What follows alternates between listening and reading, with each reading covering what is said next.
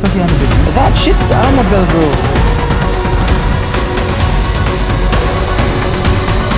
Oh shit! Pre, di ko kaya, pre. We went back to explore this theme park in the morning. At dito namin mas na-appreciate ang ganda ng lugar na to. Halos buong araw kami nag-e-explore at oo, sira-sira na ang lahat pero nandito pa rin karamihan at talagang kumpleto.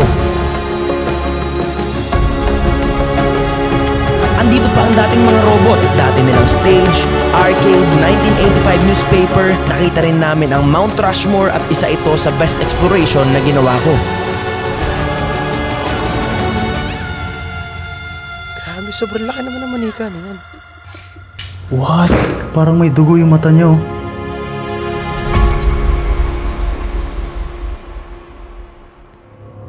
This theme park was first opened in 1973 and officially launched to the public year 1975. Napakaraming attraction ng theme park na to, tulad ng saloon, sheriff station, prison, live gunfight, cowboy shows at iba pang tema. Pero ang pinakasikat ay ang kopya ng Mount Rushmore. For several years from 1970s to 90s, napakaganda ng takbo nito. Mailan pang ginanap ditong movie at commercials. Pero hindi nagtagal dahil na rin nag-iba ang taste ng mga tao, samahan pa ng mga bagong theme park na naitayo. Nandyan na ang Disneyland, DisneySea at marami pang iba. Ang dating sikat at dinarayong theme park ay unti-unti nang nag-decline. December 2006 unang sinara ang theme park. Sinabing for maintenance lang, pero ang nasabing theme park ay hindi na muli pang nagbukas. Nalugi ang theme park and year 2007, formal na silang nagsara. Wow! Ito yung isa sa mga dating mga show sa lugar na to. Kung iisipin mo kung nandito ka, talaga namang napakaganda. Just can imagine yung mga tao dito. Pre, isipin mo, puno to. Ang ulit pangalan nito, Buffalo Station. Pero ang dating masaya at pinipilahan ng mga tao ay abandonado na ngayon. Eto, Buffalo Stadium. Tapos yun, Buffalo Snacks. Kukuha sila ng pagkain. Everybody will sit down. Tapos may mag-perform dito siguro. Meron pa dito sheriff office at mamaya makikita nyo na meron pang kulungan sa loob. Grabe, Mr. Iwa.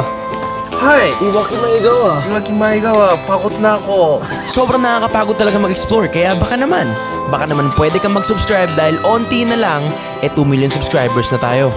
Whoa, bro, look at this. What? It's a sword. Oh yeah, it is. It's a sword, you guys. Grabe. Fresh to, pre, oh. Yung bulaklak. Whoa, guys, look at this. What's that? Ito ang nakita ko sa loob. Napakaraming mga gamit, may malaking watawat ng Amerika, ang dati nilang mga upuan at mga lamesang may lutuan. Ingat, pre.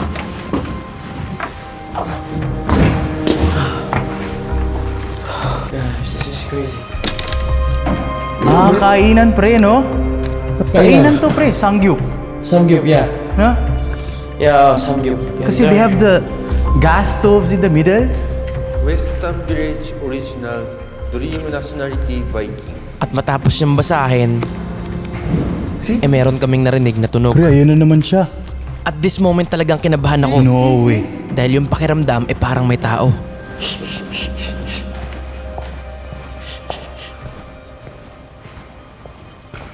We go out. Sabi ko sa'yo eh. Shit. What's that? Yun.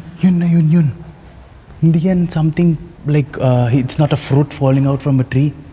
Somebody's walking on the roof. Sumimasen.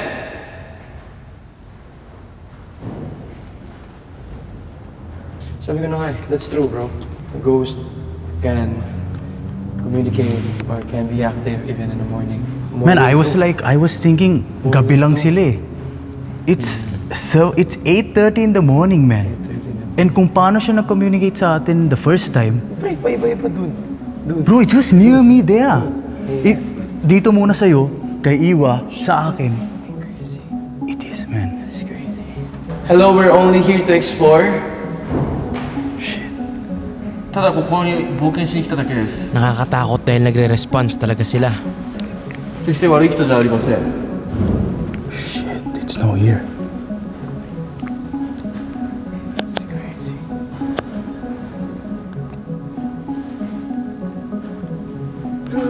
Grabe lakas, pre.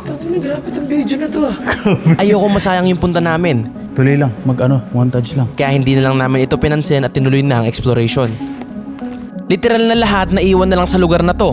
Kasama na ang sasakyan ng mga bata, food stall para sa buffet. Nakakapanghinayang na halos lahat ng gamit ay luma na at hindi na mapapakinabangan. Kitchen, pre. Flashlights? Can we take out the flashlights? Grabe, pre. May meatloaf pa. I'm inside the kitchen. Look at that. Grabe. Dito pa yung mga naglalakayan nilang oven. It's funny kasi nakakatawa kasi may nagpaparamdam. Tapos ako dito tuloy pa rin. Kulit ko, no? Hindi ka takot? Takot ka ba? Sabi mo hindi ka natatakot dahil umaga na. Takot ako. Wow, dito yung ref nila. Ito yung fridge. Pati thermometer gumagana pa. Look. Temperature. Tara, labas tayo. Imagine this place was abandoned 2007. May samgyup na sila. Sa Pilipinas, parang 2015, 2020 na nagkaroon eh. Grabe yung mga pichel. Pichel, oh. Kahit watawat ay nakakalat na sa labag. Dating lagayan ng fried chicken, yung upuan hindi ko alam kung paano napunta dyan. At nakaka-amaze lang dahil minsan lang kami makakita ng ganito. Tara, habang pa-explore natin, bro. Ganda, pre. Sobra. Bro, look at that, bro. What? Sa likod. Napakalaki ng lugar na to. Pero para sa inyo ay i-explore namin ito ng buo. Can't really imagine yung saya ng naibigay ng amusement park na to. Exactly. Kung gaano kasi yung mga bata na nanonood. Seeing a place like this is really sad for me. Lalo nung napanood ko yung dati nilang mga videos na napakasaya nila, nagbabonding. At bigla akong naisip, ano kayong mararamdaman nila kapag nakita nila yung lugar na to ay ganito na yung itsura ngayon. May sasakyan na may karwahe. May karwahe. Yo. At kung maibabalik ko lang ang panahon ay ito ang itsura niya. May robot na nakatayo at sa gilid nito ay mga karwahe. What's this? May boots pa. Wow. Parang kasayis ko pa ata to, pre, ah. May mga robot. How did they have robots from 1975 to 2007? I don't know. Tagot tumingin. What the fuck? Katakot, pre. Ano creepy, ano ang ngiti. Creepy, pre. Tapos gumagalaw yan dati. Creepy kasi ganito na yung itsura niya ngayon. Pero kung iisipin mo robot nung 2007, sa tingin ko nakaka-amaze makita yun. Bro, halika dito. Ano yung iba? May robot dito. May robot din dyan? Oo. What? Kulungan to, pre. Ay, gagi. Jail ata to. Ito yung sheriff office na sinasabi ko kanina na meron pang kulungan, mga wanted list at meron pang nagbabantay na robot. Come out! Grabe. So siguro before, people would come and this robot would just like move Or talk. Isa may ilaw. Uy! What's Halika this? dito! Western Merong Village. Pilipinas dito! Pilipinas? Oo! Bro, may gold bars, oh. Ito yung newspaper. Ano? Newspaper to. 1986, Okay. February 26. Marcos! And what we found out is real surprising. What? Marcos? Oo! Dito! Yung ano? A newspaper from 1986, February 26, 1986, and that is the final day of the People Power Revolution in the Philippines. Ang pagpapatalsik sa dating diktador na presidente ng Pilipinas na si Ferdinand Marcos. Ano yung sinasabi? Ano yung sinasabi ng headlines? Destroy Marcos! Ang lugar kung nasan kami ngayon ay ang bank, kung saan meron ditong mga gold bars, resibo, mga papeles, robot at isang malaking vault. So guys, meron ditong newspaper noong 1986 and involved dito yung Pilipinas. The trajectory of Marcos's collapse. So downfall nga niya yun. Na downfall ni Marcos noong 1986 na balita dito. Wow, this place is insane. Look at that. Sheriff spirits. So I see that this is like everywhere. So pinasok ko yung barbershop. Oh shit, bro. Bro, that's what I said. They're They're making making love, love. man. This ain't a barber shop. I'm telling you, this is romance right to the freaking high level. Masukal na ang paligid. Literal, everything is overtaken by nature at itong gusaling ito ay bigla ako na curious. Kaya pumasok kami. Bakit? Grabe. Mystery shop. And what we saw is a preserved animal. Pre, postcard. Uy. Doon yun, oh. Ayun, kita mo yun. Oh, yeah.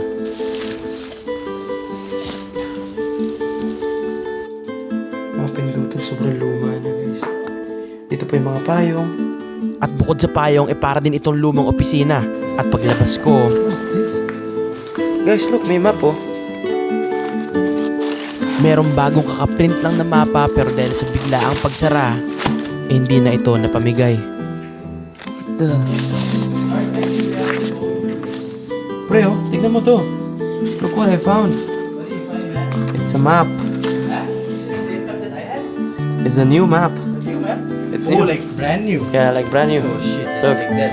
We need this. We need this. Take one. Take one. Kasi kailangan natin to para may guide tayo. Gagi, ang dami. Ang dami nilang pinrint. Sobra. What's in here? So this is what they call a mystery Shop. shop. Mystery shop. So, shock? Shock. Mystery shock. May mga baril pa dito. Facts. 2004, man. 2004. Mas marami dito ang mga bagong print na mapa. At kahit mga prop na baril, ay dito na rin nakatambak. They have aircons. Siguro ang lamig dito nun, ha? At bago kami makalabas ay nakakita pa ako ng lumang billiard table. Guys, grabe. Sobrang laki na itong lugar na to. Yung iba, natabunan ng mga damo at kinain na ng mga damo. Sayang, but it is what it is. Oo, sayang, nakakapanghinayang, pero sa mga hindi nakakaalam, ang rason kung bakit napakadaming abandonadong lugar dito sa Japan ay dahil napakamahal ng pagpapademolish. May One Piece na souvenir, pre. One Piece? Sa One Piece yan, Ayun, Meron dito stuffed toy ni Chopper. And as usual, meron pa rin robot. Sinulatan na rin ang pader at meron pang nakasabit na saddle. Now, I'm greeting to the world. Now I'm greeting to the world. Bro, it's an arcade. Yeah, it is? Grabe. Guys, arcade to. Sa labas pa lang ay kitang-kita na namin ang arcade. Napakaraming pwedeng laruin sa loob at sa tabi nito ay merong play. Kaya pumasok kami para tingnan. At sa hindi inaasahang pagkakataon pagpasok namin sa loob, meron kaming narinig na batang umiiyak. Grabe, guys. This place is insane. Pre, may umiyak. Kako may umiyak, pre. This place is insane. Pre, may umiyak. Kako may umiyak, pre. Bata, pre, yung umiiyak dito. Pre, hindi, wait lang. Calm, everybody calm. If tatakbo tayo, magkakaano tayo. Dito tatakbo. Okay, pero Bata yun. nag-stop na siya umiyak. Parang nagparamdam lang siya sa atin. Pre, and the crazy part Batang is, naliligaw, pre. look at this place. At imagine nagpaparamdam siya, pre. Umagang umaga. So this place is literally extremely haunted. Wow. Pinilit na lang namin wag pansinin pero nakakatakot talaga yung ambience sa loob ng lugar na to. Yung mga itsura ng mga manika, lalong-lalo na ang manikang ito. Grabe guys, look at this place. And this place is full of arcade. Look at the bike, the horse. I wonder kung ano yung feeling dati ng mga pumunta rito. Malaki yung arcade. Literal. Ang daming pwedeng laruin at halos lahat napaka-iconic na laro. First time ko lang makakita ng abandonadong mga ganito. At nakakalungkot dahil nung bata ako, sobrang hilig ko magpunta sa Time Zone, Tom's World para lang makalaro sa ganito. Sobrang laki. Meron pa yung ano, pang suntukan. Just keeps coming back, man. Grabe, kinuha na nila yung mga laman nito. Juni Club. 580 yen? At hanggang sa labas ay meron pang mga arcade.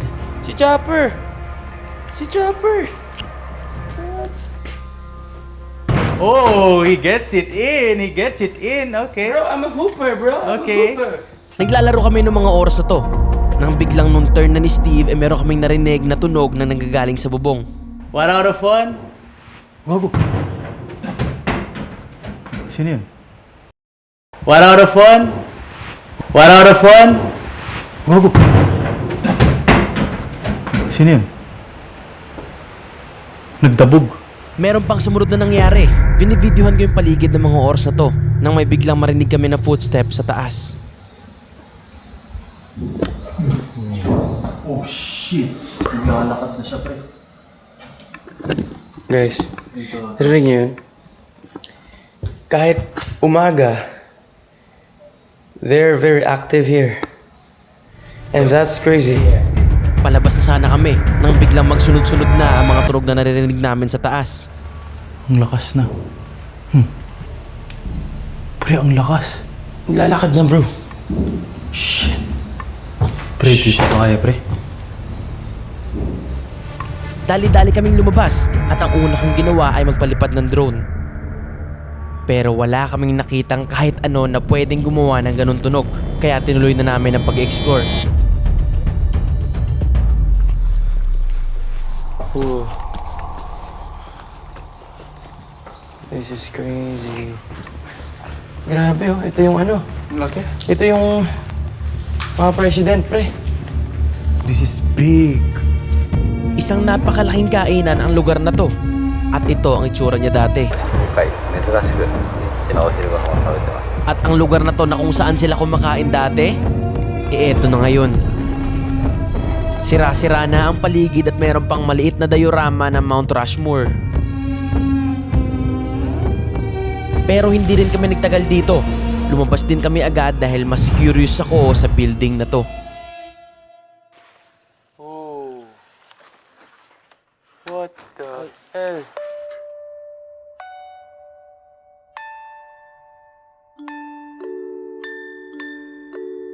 Sure kasi Annabelle yan? That shit is Annabelle, bro. Look, if you guys can see, guys, kung makikita nyo, this one is the real Annabelle, di ba? Yan. And look what we found. Bro. This building is full of dolls.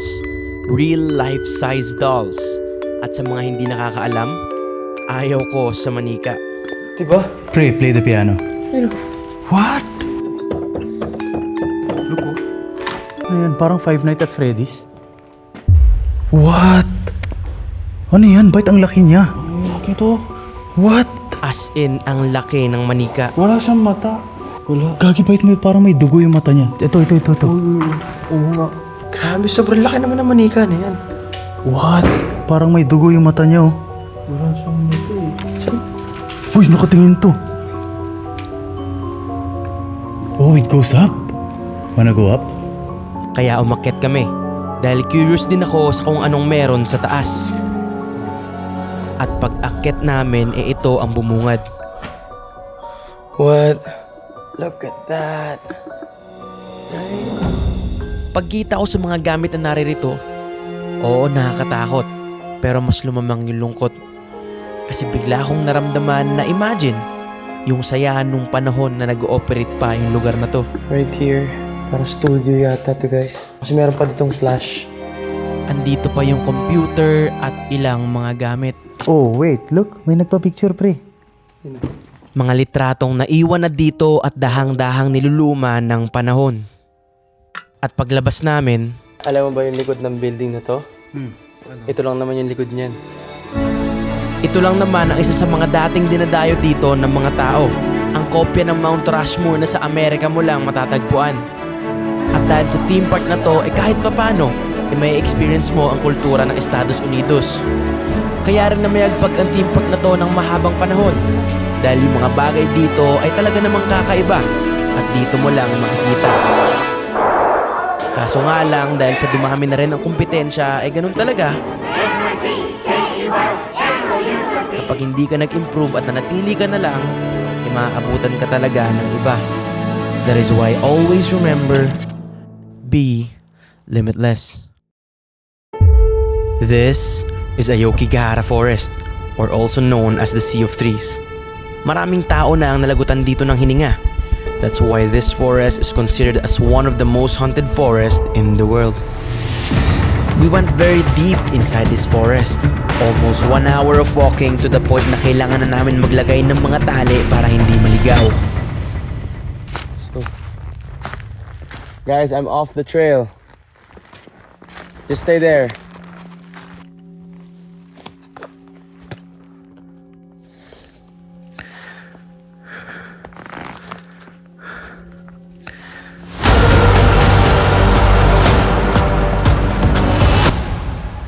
We need to go off trail. Police. Fuck. Getting close? Yeah. Shit.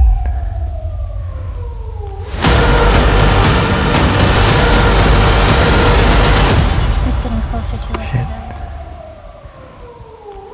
Oh fuck. Turn off the lights.